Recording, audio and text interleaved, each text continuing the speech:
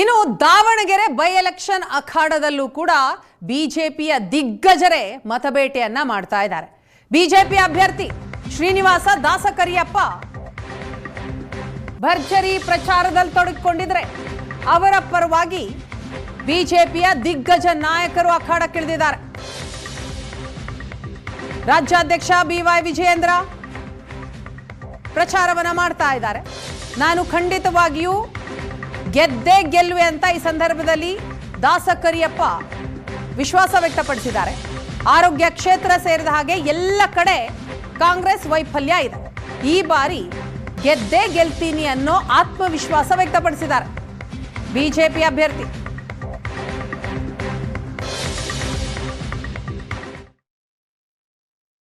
ನಮ್ಮ ಜೊತೆ ದಾವಣಗೆರೆ ದಕ್ಷಿಣ ವಿಧಾನಸಭಾ ಕ್ಷೇತ್ರದ ಬಿಜೆಪಿ ಅಭ್ಯರ್ಥಿ ಶ್ರೀನಿವಾಸ ದಾಸಕರಿಯಪ್ಪ ಇದ್ದಾರೆ. ಮಾತಾಡಿಸ್ತೀನಿ ಅವ್ರನ್ನ. ಸರ್, ಏನೀಗ ಬಹಿರಂಗ ಪ್ರಚಾರ ನಾಳೆ ಕೊನೆಗೊಳ್ತಾ ಇದೆ. ಒಂದ್ ಕಡೆ ಕಾಂಗ್ರೆಸ್ನವರು ಹಣದ ಹೊಳೆ ಹರಿಸ್ತಿದ್ದಾರೆ ಅಂತ ಹೇಳಿ ನಿಮ್ಮ ಮುಖಂಡರೇ ಆರೋಪ ಮಾಡ್ತಿದ್ದಾರೆ. ಹಣದ ಹೊಳೆ ಹರಿತಾ ಇದೆಯಾ? ಹೊಳೆ ನೋಡಿದ್ರ ನೀವು? ಹಣದ ಹೊಳೆ ಹರಿಸ್ತಾರೆ ಅಂತ ಮೊದಲೇ ಎಲ್ಲರಿಗೂ ಮತದಾರರಿಗೆ ಗೊತ್ತಿದೆ.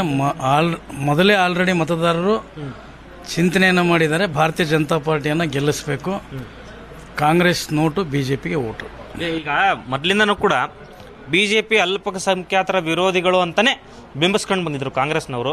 ಇಂಥ ಒಂದು ಸಂದರ್ಭದಲ್ಲಿ ಈಗ ಅಲ್ಪಸಂಖ್ಯಾತರ ಆಕ್ರೋಶ ಏನು ಇದೆ ಕ್ಷೇತ್ರದಲ್ಲಿ, ಅದು ನಿಮಗೆ ಪ್ಲಸ್ ಪಾಯಿಂಟ್ ಆಗುತ್ತೆ ಅಂತ ಕೊನೆವರೆಗೂ ಈಗಲೂ ಅನಿಸ್ತಾ ಇದೆ ನಿಮಗೆ? ಜಮೀರ್ ಅಹಮದ್ ಅವರು ಬಂದು ಹೋದ ನಂತರನೂ ಅನಿಸ್ತಾ ಇದೆಯಾ? ಕಾಂಗ್ರೆಸ್ನವ್ರದ್ದು ಆಂತರಿಕ ವಿಚಾರ. 20 ವರ್ಷಗಳಿಂದ ಅಲ್ಪಸಂಖ್ಯಾತರು ಕಾಂಗ್ರೆಸ್ ಟಿಕೆಟ್ ಅನ್ನ ಕೇಳ್ತಾ ಬಂದಿದ್ರು. ಆದರೆ ಅವ್ರಿಗೆ ಯಾವತ್ತೂ ಕೂಡ ಕಾಂಗ್ರೆಸ್ ಟಿಕೆಟ್ ಕೊಟ್ಟಿಲ್ಲ ಅನ್ನುವಂಥ ಕಾರಣಕ್ಕಾಗಿ ಅವರು ಅವ್ರ ವಿರುದ್ಧ ಆಕ್ರೋಶಗೊಂಡಿದ್ದಾರೆ. ಇವತ್ತು ಅವರು ಕಾಂಗ್ರೆಸ್ ವಿರುದ್ಧ ಸಿಡಿದಿದ್ದಾರೆ ಅಂತ ಹೇಳಿದ್ರೆ ಅದು ಆಂತರಿಕ, ಅವರು ಕಾಂಗ್ರೆಸ್ದು ಅವ್ರದ್ದು ಆಂತರಿಕ ವಿಚಾರ.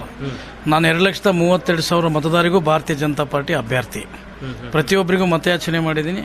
ಮತಯಾಚನೆ ಸಂದರ್ಭದಲ್ಲಿ ಪ್ರತಿಯೊಬ್ಬರು ನನ್ನನ್ನು ಕರೆದು ಗೌರವ ಕೊಟ್ಟು ಮನೇಲಿ ಕೂರಿಸಿ ಸತ್ಕರಿಸಿ ಹಾಲು ಕೊಟ್ಟು ಈ ಬಾರಿ ಭಾರತೀಯ ಜನತಾ ಪಾರ್ಟಿ ಮತ ಹಾಕ್ತೀವಿ ಅಂತೇಳಿ ಅವರೇ ಸ್ವಯಂ ಪ್ರೇರಿತರಾಗಿ ನನ್ನ ಕರೆದು ಹೇಳಿದ್ದಾರೆ. ಈಗ ಇನ್ನೊಂದು ಕಡೆ ಒಂದು ದೊಡ್ಡ ಸವಾಲಿದೆ.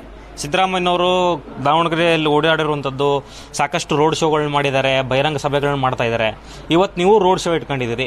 ಎಷ್ಟು ಜನರ ಮೇಲೆ ಎಷ್ಟು ಇಂಪ್ಯಾಕ್ಟ್ ಆಗ್ಬೋದು ಇದು? ನಿಜಕ್ಕೂ ಜನಾಕ್ರೋಶ ಇದೆಯಾ? ನೀವು ಕಾಣ್ತಾ ಇದೆಯಾ? ಈಗ ಹೆಚ್ಚು ಜನಾಕ್ರೋಶ ಜನರೇ ಹೇಳ್ತಾ ಇದ್ದಾರೆ. ನಾವು ಹೋದಂಥ ಸಂದರ್ಭದಲ್ಲಿ ದುರಾಡಳಿತ ಕಾಂಗ್ರೆಸ್ ಸರ್ಕಾರದ ವಿರುದ್ಧ ಅವರೇ ಮಾತಾಡ್ತಾ ಇದ್ದಾರೆ.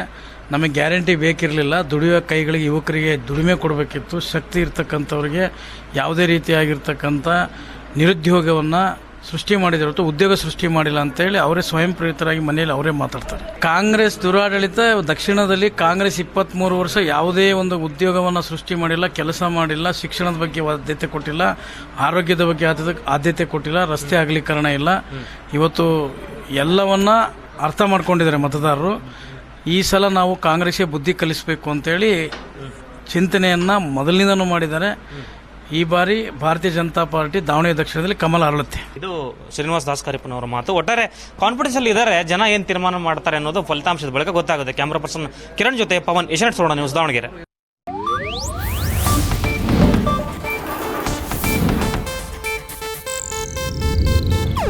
ಇದು ಏಷ್ಯಾನೆಟ್ ನ್ಯೂಸ್ ನೆಟ್ವರ್ಕ್ ಪ್ರಸ್ತುತಿ.